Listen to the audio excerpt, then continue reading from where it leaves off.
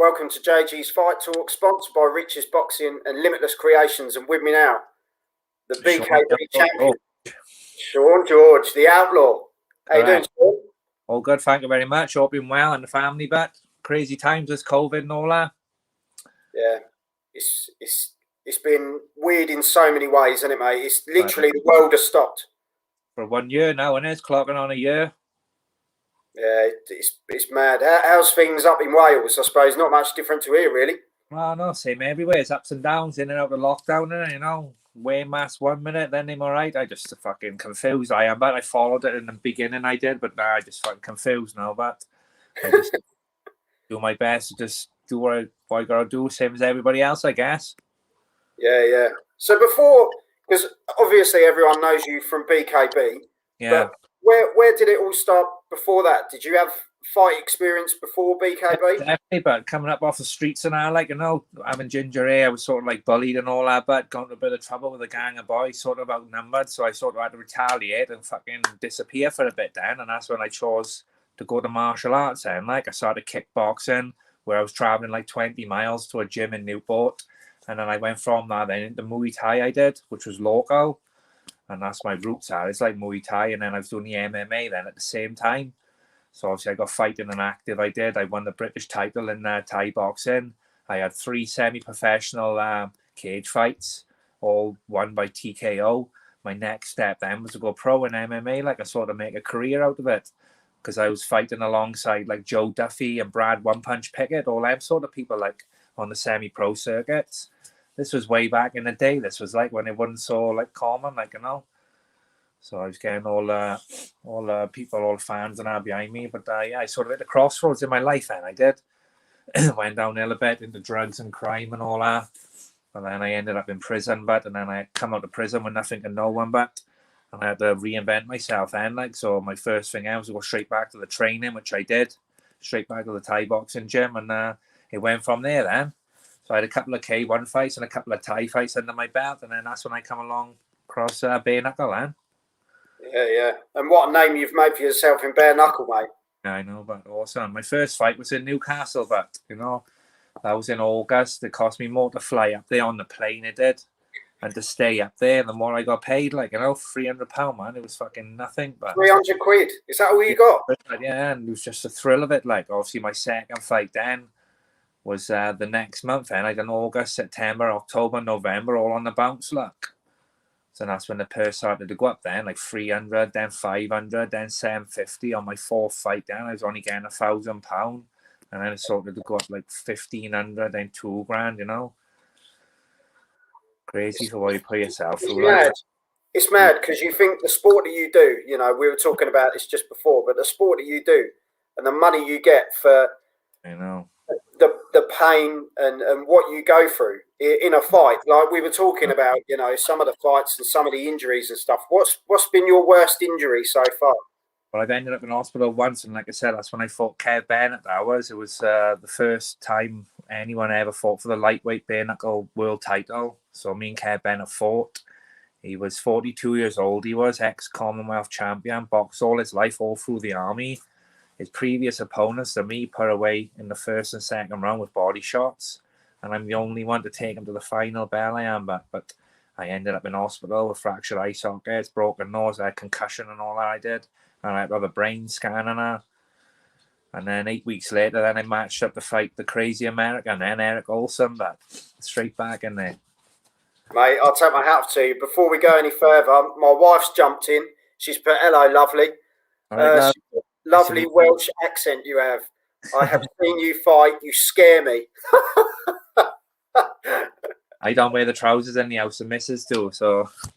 Mate, you sound... Do you know what? Dorian said exactly the same, mate, honestly. But yeah, she's put, oh, and it's nice to see your actual face and not a squash one.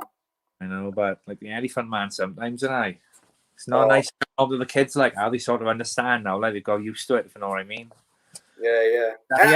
How do your family feel about it, Sean? When you get home and you're like that, how do they feel? Yeah, be honest about it, mate. I'll be honest. Every one of them hates it, but my dad, my mum, my missus, and all that, but they hate it. Like, but they know I love it. What do you do for work on a daily basis? I'm a machine operator. I am for a company who does civil engineering, building roads and things like that. Like, but it's not on the doorstep. I got to travel up to like 85 miles away, so I got to fit all that in my training regime. So like my average day is like, well, for the Tyler Good Job fight, like I was up at like 3 in the morning, straight to the gym in for 4 a.m., train till 5 a.m., and then I go off to work. Then 75 miles away, I would. Worcester, I'd have to travel to. So then I'd come back on myself, where I would train again then before I go home to my kids and my dog and my house and all that. And I'd prep my meals and do it all again the same day. But oh, mate, it just shows your determination, though, and your commitment. Do you know what I mean? Mine, but you want it, but you'll do it. But it's mind over matter, and as hard as it was, but it's mind over matter. I tried to fit moving in with that. Then I did. It's probably the hardest thing ever, moving in it. It just didn't work then. That's why I took the time off work, like, and that done me good at it. And train 3 times a day like a pro, like with Vince Cleverly, like. Well, let's have a look at what you've achieved. It's mad, to be honest. The British middleweight title against Scott Midgley. Correct. Mate, it doesn't stop. World lightweight title against Liam Cullum. Obviously, I know him well at this end. Yeah. British lightweight title. Mark Navarro. And then British bantamweight, Dean Smith. 4 titles in the course of, I know. I'm probably the most active and the most experienced bare knuckle fighter in Wales. I've had 18 bare knuckle fights, 11 wins, 5 losses, and 2 draws. I come up short against Tyler Goodjohn with a featherweight world title, split decision. I'm due to fight Dan Chapman now for the, I don't know what it is, curry weight fucking world title, whatever you want to call it. Prize fight, the semi-finalist. I was in there one night with James Kennelly and all them top boys. I'm next going to BKB Hall of Fame when I do finally walk away. So yeah, I got a documentary waiting to come out. I have with footage from the Hall of Fame and the next fight. I'll be the icing on the cake for the documentary to get all wrapped up and finished. So when are you looking to call it a day? I don't know, but I can only take them one at a time. See, I always say my last one is my last one, but I do love it. I just take care I bet you drive your wife mad, mate. I bet you drive her mad. Yeah, famous words of me, that is, but it's my last fight. Oh, that's it. Now I'm done. A couple of weeks later, but I'm like, fucking itching to get back in there. Being a part of it, but I know it's shit money and all that, but look at the reputation I've built, but look at the respect I've got. That's priceless to me, that is, but I mean, that's worth money, that is, but I got my fucking thing by her, but you know what I mean? Like, not many BK boys can fucking say they got one of them, son. 3 British titles, world title. I mean, all memorabilia and all fucking sentimental stuff. My granddaddy was a boxer, see?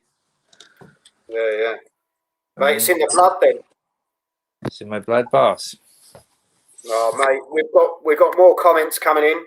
We got when in doubt, wing it. He's called. Sean is a tough man. What a right hand he has. Yeah, that's it, man. You've seen that knockout, see, haven't I? Still traveling the world now, but I still have recognition of it now as if it was like last week. But people say, "Oh, well done on the fight, seen the knockout." It's like 3 years ago now, wasn't it? Come this June. I'll tell you, mate. You've got massive respect from people. Gay always turned around and said, "When's your next fight?" July the 3rd. Now I fight Dan Chapman. I was supposed to fight on the second lockdown show, which Dorian Darch fought on, but I was sparring and Ducine. That's when I received a cut. But to be honest, but that camp, everything that could have went wrong, fucking went wrong. But I put the word out for sponsorship and all that. But yeah, people reached out and all that. And then, they was all happy for the shout out and all that. I didn't take the piss, but I just wanted the money to pay the bills. I did, And then come payday, but they didn't want to pay up, man, see? So, I'm running around like a fucking headless chicken and trying to scrape money together, which I shouldn't have had to do. Mrs. She had a bit of bad news. She had a miscarriage, I don't know what she'd say, but that was another thing that sort of distracted me, and just my only comfort then, but was the food, so where I was supposed to be in diet then, I thought, fuck it, man, I'm going to lock myself away and fucking eat the bar of chocolate now. Yeah. Well, sorry to hear that, mate. That could have went wrong, but went fucking wrong, so. But I picked myself back up now, but we're motivated again. I'm already back in the gym. Everything's good, Yeah, well, sorry to hear that about your wife, Sean, and to yourself. Yeah, it's life, but it wasn't planned. Fucking everything happened for a reason, I guess. Yeah. No, it's just difficult to understand at the time, isn't it, mate? Yeah, definitely. But yeah, that's it now, man. Like I said, motivated now. Looking forward to July the 3rd. We was the first fight to get matched up today, so I'll get announced officially now in the next couple of days. So he's a good boy, that Dan Chapman. Like, and I know he got the skill and all that, but he hasn't been tested yet, man. He fought James Kennelly over a 3-rounder. He fought John Spencer on the last show, which I beat fucking 3-4 years ago, didn't I? So I think I'm the man to test him, but to be honest, so Sean, you're going to beat him? Yeah, definitely. But you know, he's going to break himself on me. But he hasn't been past fucking round 3 yet. You know, he's already done. What have he done? 4 rounds bare knuckle. I've done 66 rounds, but I've been in deep water. He haven't been past round 3. This is scheduled for 7. He's already whinging about his hands and that. But wait till he fucking put them on his head, son. I'll eat them all day. But put some cheese. Yeah. Mate, honestly, I think your quality. I could listen to you all evening. Yeah. You know, I'll definitely tune in to watch you. She's mainly a boxing girl, but Joel is going to be interested in bare knuckle now. So, yes, mate, you're leading the way, regardless of what people say. You know, you talk about retiring every so often, but mate, you've got it in your blood. I think it's going to be hard to walk away. It is, but it's going to be a big gap to fill. Like, you know, people to say going to teaching and all that, but you know, the drive I got, I won't get it from anybody. But you know, just fucking, it's all or nothing with me. But it couldn't come one day, then have a day off. We've got to be there every day. But if my boss, if my coach said it'd be at the gym 4 o'clock, but yeah, I'm outside there at 3:30, but washing my car, like, you know, at 3 in the morning, but waiting for him washing my car. Yeah. But honestly, mate, so 3rd of July. It's all going up. London, apparently all the crowds are allowed back here after all these lockdown shows. So I'm looking forward to that. I'm looking forward to walking out, main event and all that again, I expect. There's an all Welsh boat. It's the O2, isn't it? Yeah, in the Indigo, yeah. With the pack it up. 4,000 people. They do as hell of an atmosphere, but fair play. It's freezing when I first walk in there, and it's like a fucking sweat box, and it is. But when I get an atmosphere, but it's awesome. No, mate, I'm hopefully getting there. I'm hopefully getting down there because Nathan DeCastro's on the card as well, isn't he? Yeah, yes, I fair play. Yeah, some good boys coming through now, and new boys like all the oldies gone. Now it's only me and Jimmy Sweeney from back in the day. Yeah. I suppose it is now, isn't it? Yeah. What's Tyler doing these days then? Do you know? Tyler Goodjohn walked away from us, and then he come over to America, didn't he, and fought for BKFC. He didn't put on a great performance. I think he won it by the skin of his teeth. And then he was running them down, saying he didn't get paid and all that. And then he was on his way home, and then apparently he's going back out there now. He is. So I don't know how true that is. Like, me and him sort of fell out. We did. Silly, really. It was over fucking a bit of banter. Like, he took it personal, started slagging me off. So I give him a few words back, and we haven't really spoke since. He do tag me in a few things on Instagram. It's never personal with me, but I got no grudge against the boy, but it's just business at the end of the day, wasn't it? He's put on a hell of a fight. We're supposed to do it again. I bet people love to see it again, like, you know. Oh, honestly, Sean, I'd be there like a shot. That first fight was unreal. And that could have gone, in my opinion, could have gone anywhere, couldn't it? Could have gone either way. Have you seen his documentary? Yeah, I've watched it, yeah. I've watched it a couple of times, I have, but it's great, man. Yeah. Because yours is on the horizon, isn't it? Outlaw. Yeah, but I'm running up the Tyler fight. I had a little documentary I did. He had a full one, like. But mine is pretty good. That's on there to show me and Vince training. Like, that's another thing. Vince, like, you know, do you know him, Vince Cleverly? Yeah. Nathan Cleverly's father. Well, me, him, and my other coach, Django's like a machine. But Django would be waiting for me in the morning. He would do my strength and conditioning. And then I'd go off to work then. I would. And then I'd come back then where Vince would be training me, like.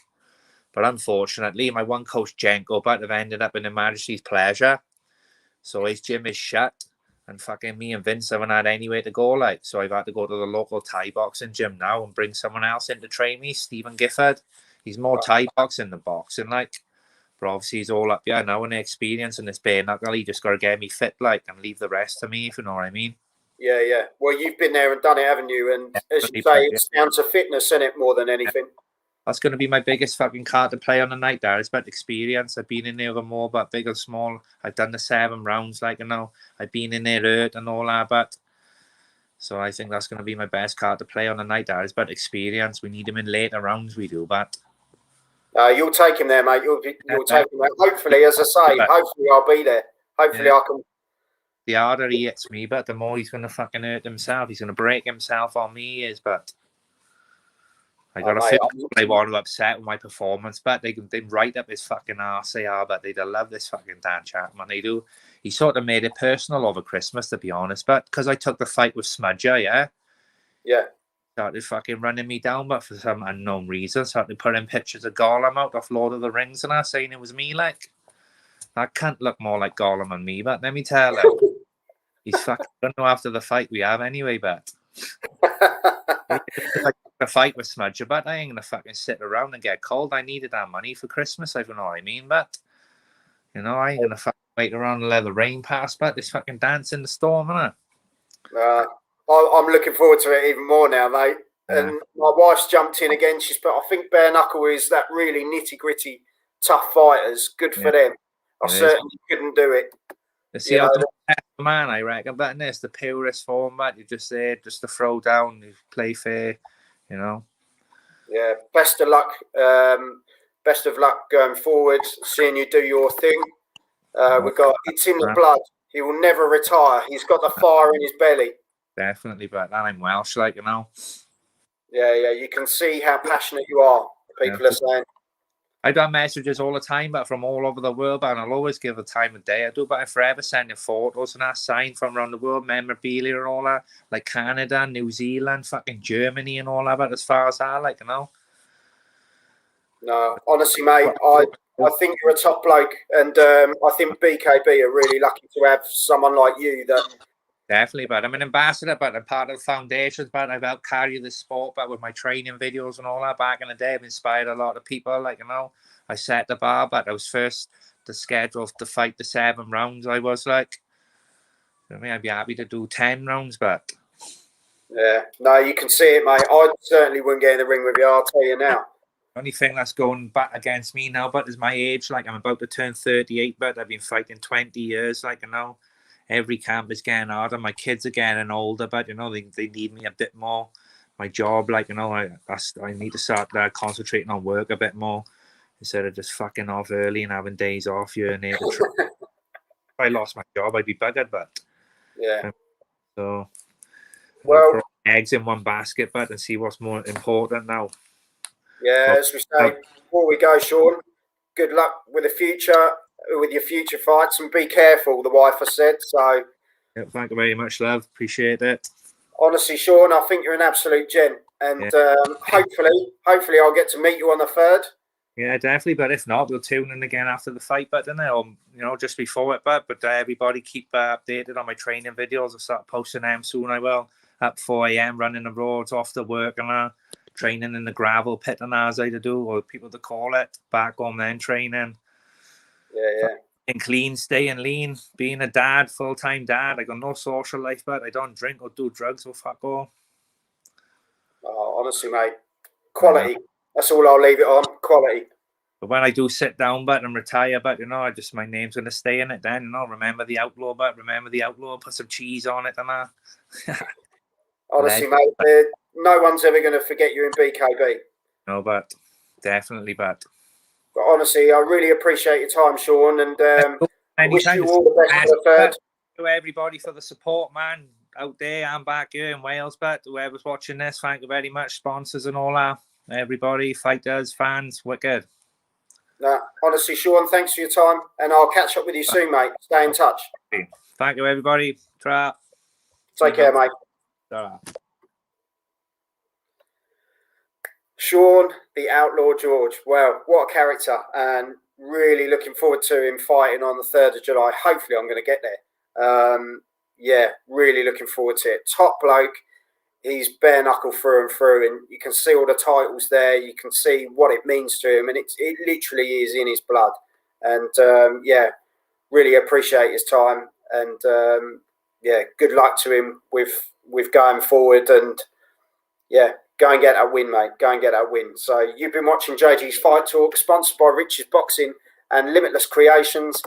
And yeah, let's finish with some of this. Are you